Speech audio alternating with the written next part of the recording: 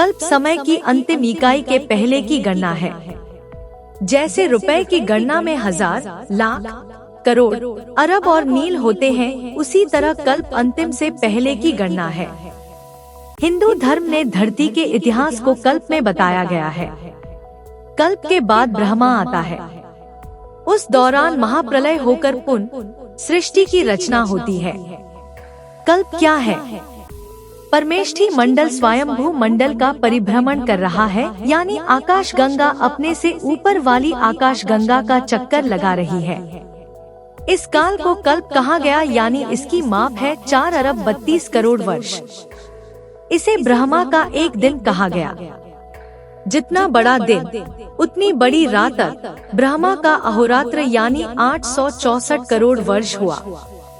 कल्प 30 है। श्वेत, नील लोहित, वामदेव, रथनतारा, रौरव, देवा, वृत, कंद्रक, साध्य, ईशान, तमाह, सारस्वत, उड़ान, गरुड़, कुंभ, नरसिंह, समान, आग्नेय, सोम, मानव, तत्पुमन, वैकुंठ, लक्ष्मी, अघोर, वराह, वैराज, गौरी, महेश्वर, पितृ।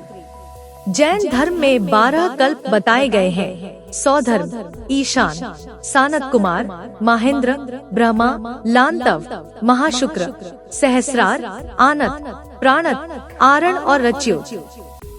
लेकिन प्रमुख 5 कल्पों में गाथा को समेटने का प्रयास पुराणकारों ने किया है। ये 5 कल्प है। 1 महत कल्प, हिरण्यगर्भ, ब्रह्मकल्प, पद्मकल्प और वराहकल्प। 1 महत कल्प। इस काल के इतिहास का विवरण मिलना मुश्किल है। बहुत शोध के बाद शायद कहीं मिले, क्योंकि इस काल के बाद प्रलय हुई थी तो सभी कुछ नष्ट हो गया। लेकिन पुराणकार मानते हैं कि इस कल्प में विचित्र विचित्र और महत अंधकार से उत्पन्न वाले प्राणी और मनुष्य होते थे।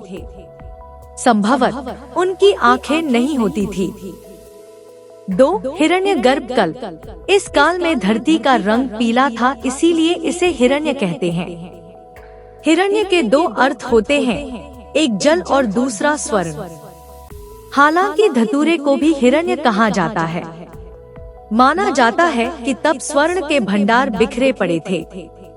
इस काल में हिरण्यगर्भ ब्रह्मा, हिरण्यगर्भ, हिरण्यवर्णा लक्ष्मी, देवता, हिरप्यानी रैडी, अरंडी, वृक्ष, वनस्पति एवं हिरण ही सर्वोपयोगी पशु थे। सभी एकरंगी पशु और पक्षी थे। 3 ब्रह्मकल्प। इस कल्प में मनुष्य जाति सिर्फ ब्रह्मा की ही उपासक थी। क्रम विकास के तहत प्राणियों में विचित्रताओं और सुंदरताओं का जन्म हो चुका था।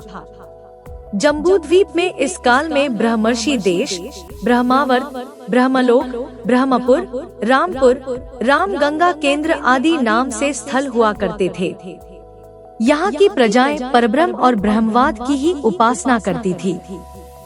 इस काल का ऐतिहासिक विवरण हमें ब्रह्म पुराण, ब्रह्मांड पुराण, ब्रह्मवैवर्त पुराण में मिलता है।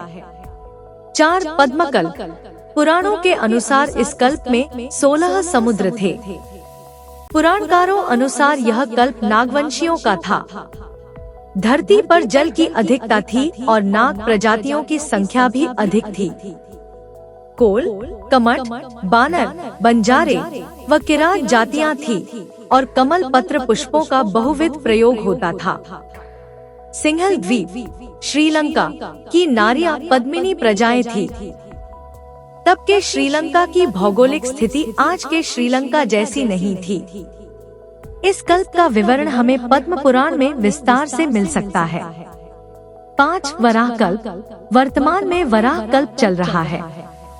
इस कल्प में विष्णु ने वराह रूप में 3 अवतार लिए। पहला नील वराह, दूसरा आदि वराह और तीसरा श्वेत वराह। इसी कल्प में विष्णु के 24 अवतार हुए और इसी कल्प में वैवस्वत मनु का वंश चल रहा है। इसी कल्प में भगवान ब्रह्मा, विष्णु और महेश ने नई सृष्टि की थी। वर्तमान में हम इसी कल्प के इतिहास की बात कर रहे हैं। वराह पुराण में इसका विवरण मिलता है। अब तक वराह कल्प के स्वयंभू मनु, स्वरोचिष मनु, उत्तम मनु, तमास मनु, रेवत मनु, चाक्षुष मनु तथा वैवस्वत मनु के मनवंतर बीत चुके हैं और अब वैवस्वत तथा सावरणी मनु की अंतर्दशा चल रही है। सावरणी मनु का आविर्भाव विक्रमी संवत प्रारंभ होने से लगभग 5500 वर्ष पूर्व हुआ था। वराह कल्प।